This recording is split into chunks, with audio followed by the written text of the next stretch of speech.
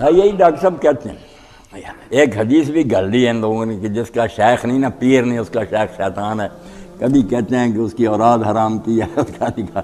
سب جھوٹے ہیں، کوئی ایسی بات نہیں۔ آیت کو بگاڑ دیا۔ آپ دیکھ لیں جتنی عربی زبان میں تفسیریں لکھی گئی ہیں 1400 سال میں، عربی سے عربی سب کہیں گے کہ یہ وسیلہ کیا ہے، تقرب الیہ بالطاعۃ، کہ نیکیاں کر کے اللہ تعالیٰ کا قرب تلاش کرو، قریب ہونے کی کوشش کرو۔ بیعت جو تھی اسلام میں وہ بھی سب جانتے ہیں کہ یا رسول اللہ کی ہوتی تھی، لوگ اسلام لاتے تھے، جہاد کے لیے کرتے تھے، یا خلیفۃ المسلمین کی ہوتی تھی، خلیفے کے ہوتے، دوسرا اگر بیعت لے بغاوت سمجھی جاتی تھی، کون ہے جس نے یہ الگ بیعت لے لی؟ حاکم وقت کی بیعت ہوتی، وہی جس کو آج ہم حلف وفاداری کہتے ہیں، کہ جب وہ خلیفہ بنتا تھا وہ حلف اٹھاتا تھا کہ میں تم پر کتاب اللہ اور سنت رسول اللہ کے مطابق حکومت کروں گا۔ قوم کے نمائندے اس کے سامنے حلف اٹھاتے تھے کہ آپ جب تک راہ راست پر رہیں گے ہم آپ کی اطاعت کریں گے، آپ کا حکم مانیں گے۔ یہ بیعت ہوتی ہے، پیروں اور مرشدوں کی بیعت کوئی نہیں تھی۔ مگر جب بدقسمتی سے زمانہ خراب ہو گیا، لوگ بگڑ گیا، چلو ضرورت کے تحت نیک لوگوں نے یہ بھی سوچا، مگر وہ بھی اپنا معاملہ رہا کہ اگر حکومت کو فکر نہیں رہی معاشرے کی تو ہم کچھ ادارے بنائیں جن کو خانقاہیں کہتے تھے، مدرسے، وہاں بیٹھ کے اللہ کے نیک بندے ہیں، نیک تھے قرآن و سنت کو، انہوں نے کہا یار ہمارے ساتھ تعلق رکھو، آتے جاتے رہو، ہم کو خط و کتابت کریے، بتاتے رہو جو تم میں خرابیاں، کسی میں تکبر، کسی میں حسد ریا وغیرہ، ہم اس کا کچھ علاج بتاتے۔ یہ بھی ضرورت کے تحت اچھی بات تھی، مگر اب تو وہ بھی بات نہ رہی۔ زاغوں کے تصرف میں، عقابوں کے نشے میں، عقابوں کے گھونسلے کبوں نے سنبھال لیے کہ نام ہے نیک لوگوں کا، ٹھگ بیٹھے ہوئے ہیں، نشہ بیچتے ہیں، زنا ہو رہے ہیں درباروں پر، سارے ملک کی فحشہ عورتیں جاتی ہیں، لال شہباز کے دربار میں بدکاریاں ہوتی ہیں۔ یہ نیک لوگوں کو کب مانتے؟ نیک لوگ اگر ایسی بیعت لیتے بھی تھے تو اصلاح کرتے، وہ لوگوں سے چندے وغیرہ نہیں لیتے تھے۔ اگر پیر صاحب کے پاس حضرت شیخ عبد القادر جیلانی اللہ عنہ پر رحمت کتنی بات کہ مرشد کبھی مرید کے گھر کا کھانا نہ کھائے، کو پیر کرتا؟ لوگوں نے پوچھا کیوں؟ فرمایا مرید ابھی خیال نہیں کرتا، حلال حرام سب اکٹھا کر رہا، مرشد کو چاہیے اپنا کھانا اس کو کھلائے تاکہ اس میں نور پیدا ہو، ان کا مشکوک کھانا نہ کھائے۔ کو پیر آئے گا اس پر؟ نہیں۔ اب تو حال یہ ہے کہ گھر پیر کا بجلی کے چراغوں سے ہے روشن، ہم کو تو میسر نہیں مٹی کا دیا۔ مرید مر رہا ہے، آتے ہیں چیلے ساتھ ہوتے ہیں، وہ بیچارہ سارا دن مزدوری کر کے 10 روپے لایا تو وہ بھی لے پالو، اس میں ڈال لو بوری، اپنے پلے سے کوئی نہیں دینا کہ اس کی بچیاں جوان لاؤ، اتنے پیسے اس کی شادی کرو۔ تو یہ بیعت کا نام لے کر بالکل فراڈ کرے، وہ بیعت کہاں گئی؟ ابراہیم لودھی اتنے بڑے سلطان تھے ہندوستان کے، ایک شخص سے انہوں نے کہا کہ حضرت مجھے آپ مرید کے، انہوں نے کہا اس شرط پر کروں گا کہ نہ میں تجھے ملنے آؤں گا، نہ تو مجھے آنا، نہ کوئی مجھے پیسہ بھیجنا، کبھی نہ میری کوئی خدمت کرنا، جو میں ہدایتیں دی اس پر عمل کرو۔ پھر بھی کوئی بات چیت بیعت کی۔ اب کیا بیعت کے نام پر فراڈ، ساری عمر مرید حرام کاریاں کرتا رہے، بس میں فلاں سلسلے سے منسلک ہوں، فلاں کو مار رہا ہوں، یہ کوئی نہیں، وہ نہ وہ بیعت ہے نہ کوئی فائدہ۔ اللہ اکبر۔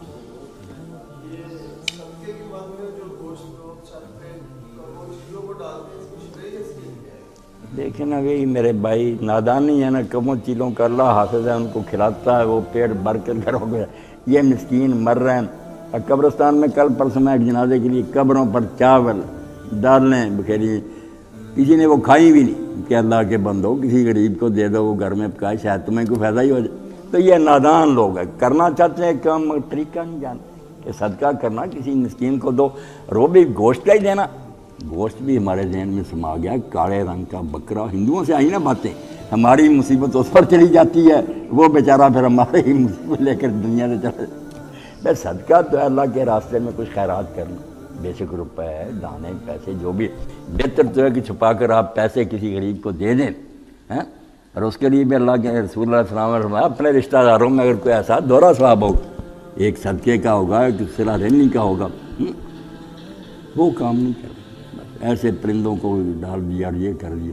اگلی بات فرمائی وابتغوا الیہ الوسیلہ، یہ تو تھا کہ برائیوں سے بچ۔ اب کرنا کیا؟ ہمارے ہاں لوگوں نے سارا قرآن اپنی زبان کے معنوں میں ہی اس کو ڈال دیا، وسیلہ، کہ آدمی اپنے کام کے لیے کسی کو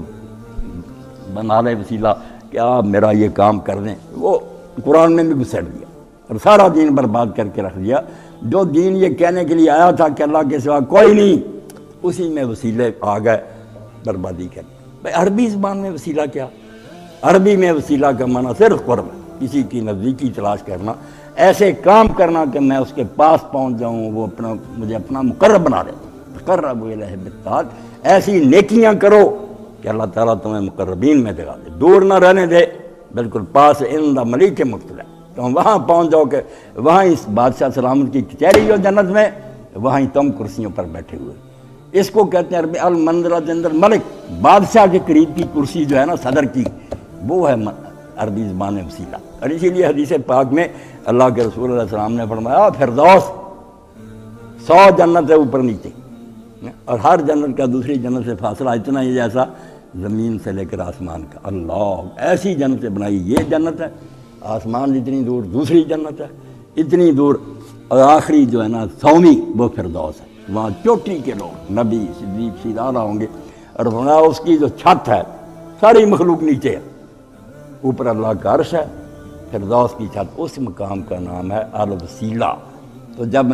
آپ نے فرمایا وہ صرف ایک بندے کو ملے گا ساری مخلوق میں سے، اور مجھے امید ہے اللہ کی رحمت سے، حضور نے فرمایا کہ وہ میں ہوں، مگر بہرحال دعویٰ نہیں کرتا، تم میرے لیے دعا کیا کرو اذان کے بعد،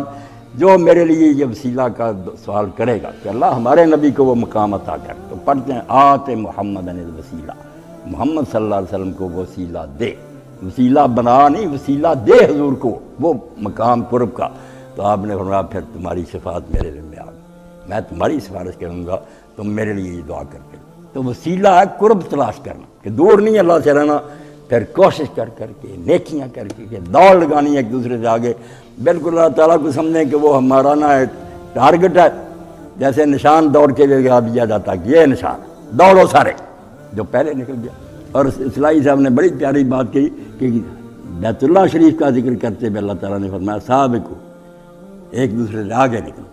تو وہ کہتے ہیں اللہ تعالیٰ خود تو نظر نہیں آتا، مگر اس نے اپنی جگہ سے رکھ دیا اس کو کہ یہ میں ہی ہوں، میرا گھر ہے، اور اس گھر پر جو لکھا ہوا وہ بھی ایک اینٹ پر لکھا ہوا، اس کی ساری تاریخ، ابراہیم علیہ السلام عراق سے کیوں آئے تھے، یہاں بیٹے کو کیوں لٹایا تھا ذبح کرنے کے لیے، بیوی کو کیوں چھوڑ گئے تھے، آپ آگ میں کیوں، ساری داستان جو ہے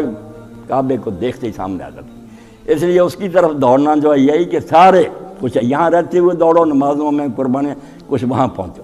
کوشش کیا کہ اس کے پتھروں پر، اس کی دیواروں پر جو تاریخ رقم ہے نا، کہ ابراہیم علیہ السلام نے اللہ کے لیے دین کے لیے باپ کو چھوڑ دیا، اپنے ملک سے نکل گئے تھے، اپنی عزت کو خطرہ مصر میں لائق قبول کیا، بیٹے کے گردن پر چھری لگی، تسلیم اور رضا جو ہے نا کہ کوئی مصیبت آئے اس پر راضی رہنا، اور حکم ملے تو اس کی اطاعت کرنا۔ کہا یہی داستان ہے ابراہیم اور اسماعیل کی، اس لیے کعبہ کی طرف رخ کرتے ہو، ہے یہ بات کہ اس نیکی کی طرف دوڑنا، تو یہ ہے وسیلہ، قرب تلاش کرنا۔ اس لیے آپ عربی زبان کی سب تفسیریں پڑھیں، امام ابن جریر کی تفسیر، تفسیر کو سب لکھ دیتے ہیں کہ فلاں کا قول یہ، فلاں کا علیحدہ، مگر یہاں کوئی نہیں ملے گا کسی انسان کا وسیلہ ڈھونڈ۔ یہ لوگوں نے من گھڑت باتیں بنائی، فرمایا وابتغوا الیہ الوسیلہ، نیکیاں کر کے اللہ کا قرب تلاش کرو، اس کے قریب ہونے کی کوشش کرو، اعلیٰ سے اعلیٰ مقام حاصل کرنے کی کوشش کرو، دوسروں کو پیچھے چھوڑ جاؤ، آگے نکل جاؤ نا۔ اسی لیے اللہ کے رسول علیہ السلام ہمیشہ یہ کہتے ہیں کہ تھوڑے پر بس کیوں کرے، صلی اللہ علیہ فردوس، اللہ سے مانگو، حوصلہ بلند کرو، فردوس مانگو، نیچے کی جنت جو کہ چلو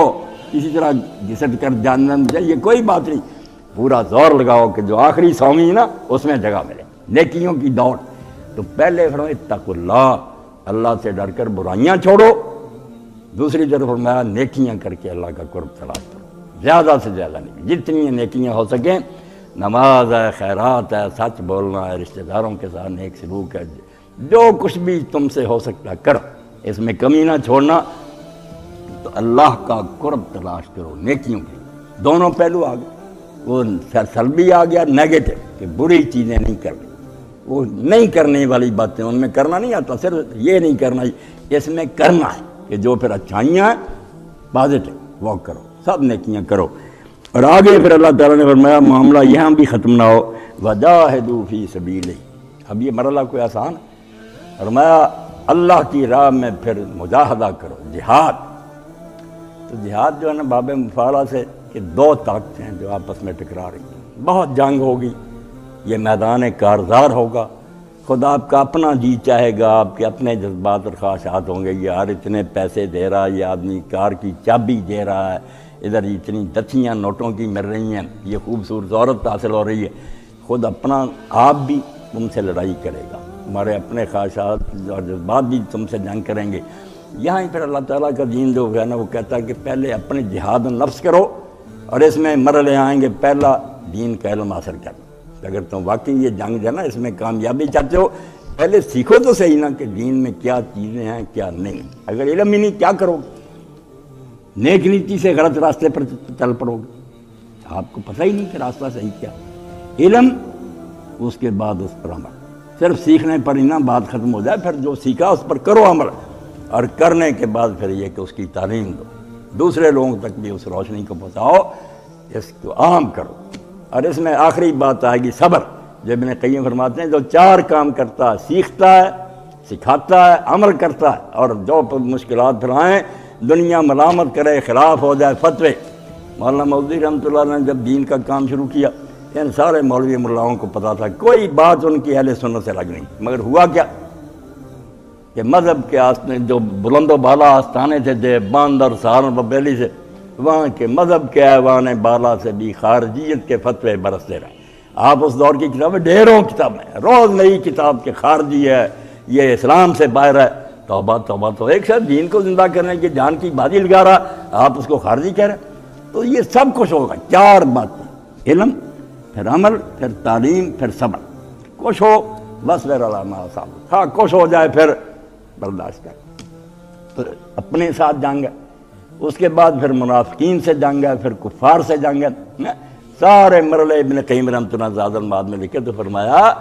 اے ایمان والو، برائیوں سے بچ جاؤ، نیکیاں کر کے اللہ تعالیٰ کا قرب تلاش کرو، وجاہدوا فی سبیل، اللہ کی اس راہ میں پھر مجاہدہ کرو، جن سے لڑائی اور جنگ مول لینی پڑے